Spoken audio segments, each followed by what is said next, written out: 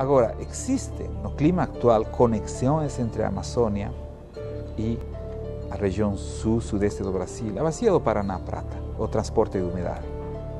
Parte da chuva daqui vem da Amazônia. Então, se o clima da Amazônia vira mais seco, nós podemos também receber menos chuva. Mudanças climáticas ou mudanças no padrão de circulação da umidade da Amazônia afeta o sul do Brasil. E a maior parte dos eventos de seca que nós temos nos últimos anos registrados no sul do Brasil está associado a uma falta de entrada de umidade vinda da Amazônia. Isso é claro também. A vulnerabilidade do país à questão do desmatamento é muito grande e não passa apenas pela mudança do clima, no sentido global, passa diretamente pelos efeitos na população amazônica, pelos efeitos no regime das águas, enfim, há múltiplas vulnerabilidades que podem ser constatadas, o que justifica uma ação de governo e também uma consciência da sociedade contra o desmatamento, e em particular contra o desmatamento descontrolado.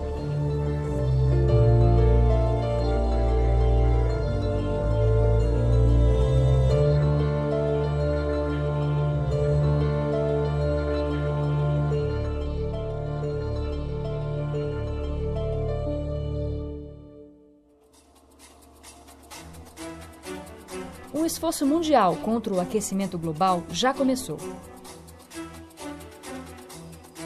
A Convenção das Nações Unidas sobre Mudanças Climáticas tenta há anos implementar um acordo internacional para reduzir a emissão dos gases de efeito estufa.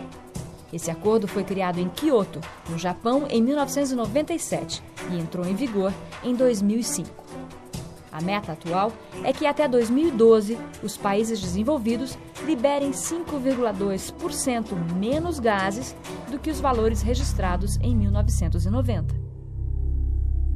Mas a temperatura do planeta já aumentou 0,7 graus Celsius.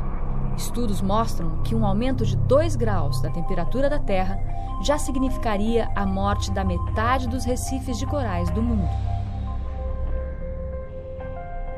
Milhares de espécies ficariam à beira da extinção. Poderíamos perder as massas de gelo da Groenlândia, o que aumentaria o nível do mar em até 7 metros. Milhares, talvez milhões de pessoas poderão morrer com os impactos. E a Terra que nós conhecemos nunca mais será a mesma.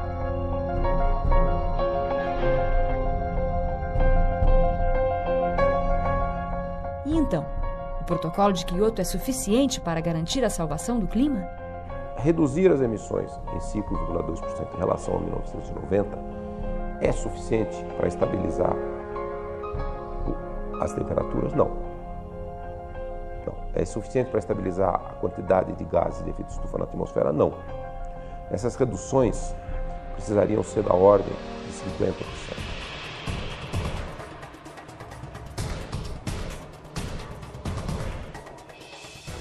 Para não passarmos desse limite subjetivo, que são os 2 graus de aumento, e se nós reduzíssemos globalmente, não nesse país, globalmente, as emissões em 50% em relação aos valores de 1990, os vários cálculos realizados indicam que talvez a temperatura não passasse muito de 2 graus.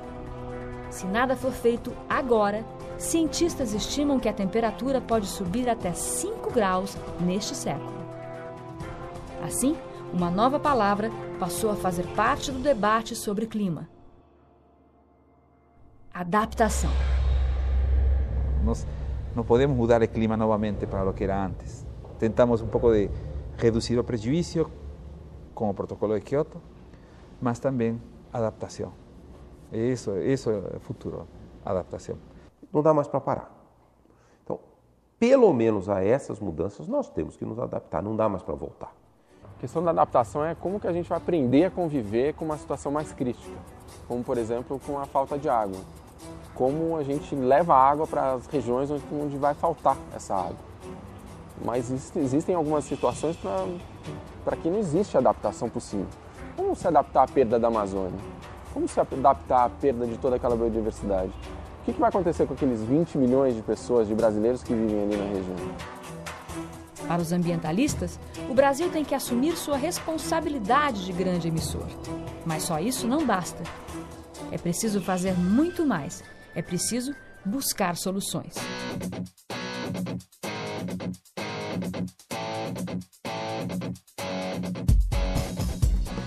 Não, o Brasil tem um potencial fantástico em sol, em ventos, nos seus rios, na biomassa. A gente tem um potencial para geração de energia eólica, energia solar, energia de pequenas centrais hidrelétricas e aproveitamento dos biocombustíveis, que é maravilhoso, é suficiente para atender a necessidade de energia do país. O Brasil tem um papel de destaque na geração de energias limpas, como alternativa aos combustíveis fósseis. Os recursos naturais do país imploram pelo uso de energias renováveis, como a solar e a eólica. No caso da Alemanha, que é o país que está mais desenvolvido em todas essas questões, Florianópolis, que é um dos lugares menos ensolarados do Brasil, tem 30% a mais de energia solar do que o melhor lugar da Alemanha. Só para você ter uma ideia. Então, se nós fôssemos hoje avaliar as regiões do planeta onde nós temos as melhores jazidas eólicas, com certeza o Brasil, e notadamente a região Nordeste, seria o que nós podemos chamar de a estrela em termos de combustível verde. Os olhos do mundo se voltam para o Brasil também quando o assunto é biocombustível.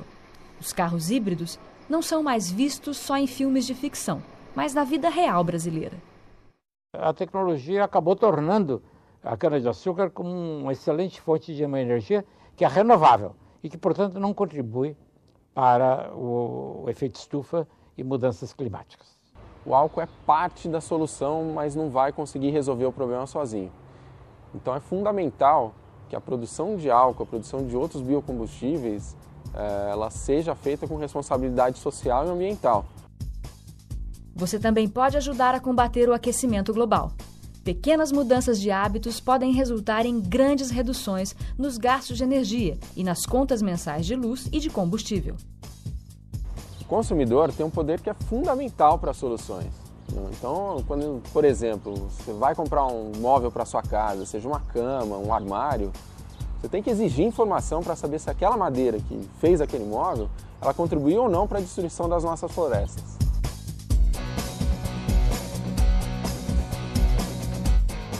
A tecnologia já existe. O que falta são investimentos e vontade política. É necessário um forte investimento em pesquisas sobre como as mudanças climáticas irão continuar afetando o Brasil e como podemos reduzir nossa contribuição para o problema. O governo precisa ter um plano para reduzir as nossas emissões, para atacar o desmatamento, para identificar nossas fraquezas, nossas vulnerabilidades, para evitar problemas maiores e para mostrar como que a gente vai se adaptar ao que a gente não pode evitar. A gente exige essas respostas urgentemente. E isso não é brincadeira, né?